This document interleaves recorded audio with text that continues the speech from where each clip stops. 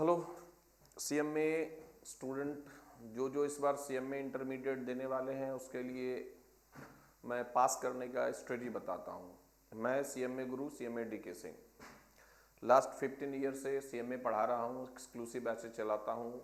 मैं बताऊँगा कि कैसे आप इंटरमीडिएट को पास कर सकते हैं। तो पास करने के लिए पहला जो कंडीशन है, आपके पास 8 पेपर है। सीएमए इंटरमीडिएट में 8 पेपर है। 8 पेपर में एक एक ग्रुप करके बात करता हूं। तो ग्रुप 1 GR1 अगर लेते हैं, GR1 पहले इसका, तो इसमें 4 पेपर है। Tax, cost, accounts, law. तो ये 4 पेपर में मार्क्स कैसे आएगा? सबसे ज्यादा डर लगता है टैक्स में, फिर लगता है लॉ में। पास करने के लिए सबसे जो जरूरी चीज है, कहां से स्कोर करें। पहला टारगेट रखना है 40 मार्क्स हर पेपर में कैसे लाना है। दूसरा टारगेट रखना है मिशन 200 ईच ग्रुप, और तीसरा टारगेट रखना है 400 बोथ ग्रुप, जो दोनों ग्रुप दे रहे हैं और जो एक ग्रुप दे रही है। अब एक एक पेपर में फोकस करते हैं। कैसे फोकस करेंगे, एक एक पेपर में फोकस कैसे करना है। तो ग्रुप 1 में 4 पेपर है। जो ग्रुप 1 दे रहे हैं वो देखिए 100 नंबर का पेपर है, जिसका पैटर्न क्या है, 15 क्वेश्चन आता है 2 मार्क्स का, और 14 मार्क्स का 7 क्वेश्चन पेपर में रहेगा। आपको करना है 5, जिसमें एक थ्योरी है। तो एक थ्योरी 14 मार्क्स का कंफर्म रहता है।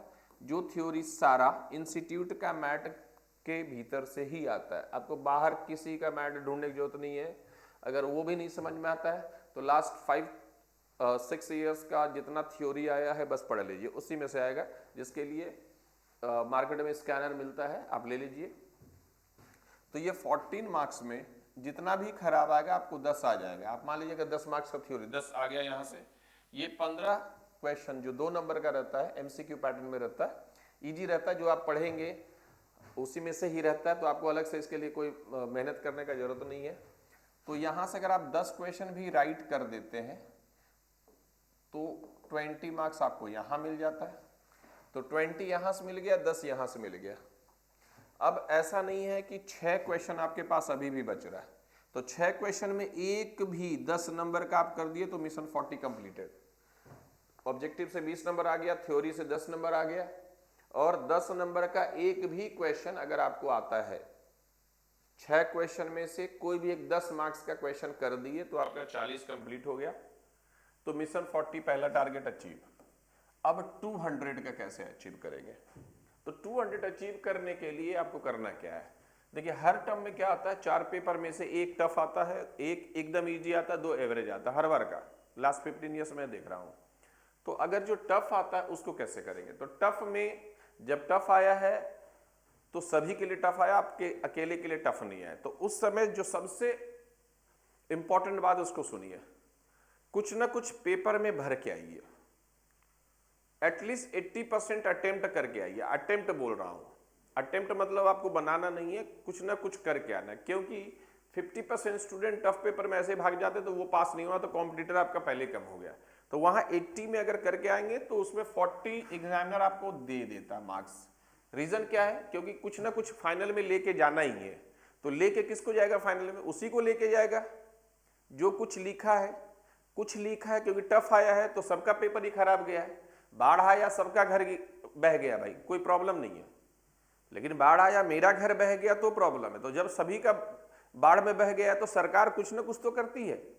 तो सरकार जब कुछ कर रही है तो 40 मिल जाएगा। प्रैक्टिकल बात बोल रहा हूं। तो ये 40 मार्क्स आपको टफ पेपर में और इजीली मिलता है। इजी पेपर में ये 40 लाना टफ है, लेकिन अगर आप टफ पेपर आया, काफी टफ आया, तो वहां पे 40 कैसे लाएंगे? 2-3 क्वेश्चन आपको आता रहेगा, 10, 15, 20 नंबर का क्वेश्चन आता रहेगा, बाकी नहीं आता रहेगा।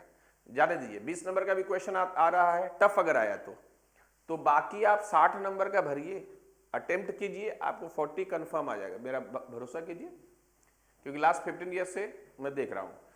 अब टफ वाला, अब इजी वाला में आया तो इजी आता है, तो उसमें आप 50 प्लस आराम से ले आ सकते हैं। 60 प्लस भी आता है, कभी 50 प्लस आता है, और बाकी जो एवरेज आया वो 50% में पकड़िए। तो ये मिशन यहां से आप देखिएगा कि 200 क्रॉस कर गया आपका। तो आप एग्जाम दीजिए, ज्यादा मत दिमाग में प्रेशर लगाइए कि कैसे आएगा। 40 इधर से बताया कैसे आएगा, 60 इजी पेपर में आ जाएगा। बाकी पास फेल होना कोई ये नहीं बोल सकता कि पास ही हो जाएगा, और कोई ये नहीं बोल सकता कि फेल ही हो जाएगा। आप एक बार दीजिए, हुआ ठीक है, नहीं हुआ हर 6 महीना में एग्जाम होता है। आप दोबारा बैठ जाइए, डिमोटिवेट होने का जरूरत नहीं है, क्योंकि कोई भी ऐसा नहीं कर सकता कि जो पढ़ के गया वही आया, ठीक है। अब यहाँ पे 200, अब ग्रुप 2 जो देने वाला है, कभी कभी क्या होता है, दोनों ग्रुप जो देने वाला होता है हमेशा उसका चांस पास होने का ज्यादा होता है, क्योंकि कभी कभी ग्रुप 2 में ज्यादा पेपर अच्छा आ गया तो वहां का एक्स्ट्रा मार्क्स ग्रुप 1 में एडजस्ट हो गया, या ग्रुप 1 में अच्छा आ गया तो ग्रुप 2 में एडजस्ट हो गया, तो दोनों ग्रुप क्लियर हो गया। तो ऑलवेज दोनों ग्रुप देने का कोशिश करें, दोनों ग्रुप देने वाला का आर्टिकल से भी अच्छा मिलता है। अब एक एक पेपर में मैं ये जो पेपर का पैटर्न बताया, ये मिशन दिस। अब थोड़ा सा ग्रुप 1 में टैक्स का, टैक्स में क्या क्या पढ़े, कैसे पढ़े, कौन सा टॉपिक ज्यादा इंपॉर्टेंट है। तो टैक्स में जो सबसे इंपॉर्टेंट है इनडायरेक्ट टैक्स, आईडीटी के अंदर जीएसटी है और कस्टम है। तो ये दोनों मिलके 50 मार्क्स का आता है। इंस्टीट्यूट का मैट का हर एक प्रैक्टिकल क्वेश्चन आप सॉल्व कर लीजिए, उसमें से ही आना एग्जाम में। इंस्टीट्यूट सीएम में इंस्टीट्यूट का मैट का पेपर सॉल्व कर लिए, उसी में से आता है। लास्ट 5 इयर्स का, ये 3-4 इयर्स का पेपर का पैटर्न देखिए किस तरह से पूछा है क्वेश्चन, उसी क्वेश्चन को जाके कीजिए। इंस्टीट्यूट का मैट से काफी क्वेश्चन आता है। तो 50 अगर यहाँ ढंग से करेंगे तो मान लीजिए यहाँ पे 30 मार्क्स तो आपका इजिली आ जाएगा, ज्यादा मेहनत नहीं। अब रहा डीटी, डीटी में 5 हेड एग्जाम के सुबह करके नहीं जाना, क्योंकि वो जितना भी कर लीजिए उसको रिवीजन करने में बहुत समय लगता है। तो 5 हेड से करीब करीब 25 नंबर का क्वेश्चन आता है, बस 5 हेड मिला के 25 से 30 नंबर का क्वेश्चन आता है। बाकी छोटा छोटा चैप्टर है, एग्रीकल्चर इनकम, रेजिडेंशियल स्टेटस, और पहला चैप्टर जो बेसिक कॉन्सेप्ट वाला, उसे 5 नंबर का एक थ्योरी जरूर आता है। क्लबिंग ऑफ इनकम, टीडीएस, ये सब छोटा छोटा चैप्टर आपका टोटल मिला के 1 घंटा में कर सकता है, जिससे आपका 20 नंबर तो मिनिमम आता है और मैक्सिमम 30 नंबर आता है। इसमें कुछ छोड़ना नहीं है। तो ये जो छोटा छोटा चैप्टर है, clubbing of income, TDS, TCS, agriculture income, advance tax, ये जो चैप्टर है ये छोटा छोटा चैप्टर, इससे जरूर कीजिए एडवांस टैक्स। इससे 20 नंबर का भी अगर आप सही कर लिए, पूरा करके जाइए, तो 30 और 20 50 तो आ ही गया। और 5 हेड जो इतना दिन में पढ़े, कुछ ना कुछ तो कर ही लेंगे। एग्जाम के सुबह नहीं करके जाना है, कुछ तो सैलरी का आ सकता है, एचपी का आ सकता है, कुछ तो आ ही जाएगा। तो 10 नंबर भी एक्स्ट्रा है तो 60 क्रॉस हो जाता है। तो कहां टेंशन है पास होना, दिन भर परेशानी लेकर क्या किए, हम क्या पढ़े नहीं पढ़े। अरे जीएसटी अच्छे से पढ़िए। अब जीएसटी में भी लास्ट जरूरी नहीं कि हर एक चैप्टर को ही पढ़ना है। लास्ट 5 इयर्स का पेपर देखिए, किस क्वेश्चन पे इंस्टीट्यूट प्रैक्टिस ज्यादा प्रेशर दिया कि इसी को ही पूछना है। सप्लाई, इन आईटीसी और लास्ट का रजिस्ट्रेशन, ये सब इंपॉर्टेंट चैप्टर होता है, तो उसको थोड़ा ध्यान दीजिए कि किसमें से पढ़ना है। अब जीएसटी में थ्योरी भी तो काफी है, अगर थ्योरी भी ढंग से पढ़ के जाएंगे, क्योंकि डरने का जरूरत नहीं है। तो ये टैक्स वाला तो 60-55 आराम से अब ऐसा कुछ हो जा रहा है, पेपर टफ आया तो ठीक है, आपके अकेले के लिए टफ नहीं आया। ये जो पैटर्न बताया मैं, ये मिशन 40, ये हर पेपर के लिए एप्लीकेबल है।